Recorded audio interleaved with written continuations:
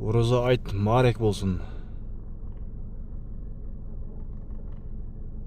Туғандар, ассаламу алейкум, амансыздарбы?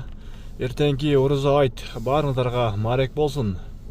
Барыңыздардың тұтқан орозаңыздар қабыл болсын, берген ихсаныңыздар, дуа намазыңыздар барыңыздардікі қабыл болсын. Ертең бұйырса ороза айт.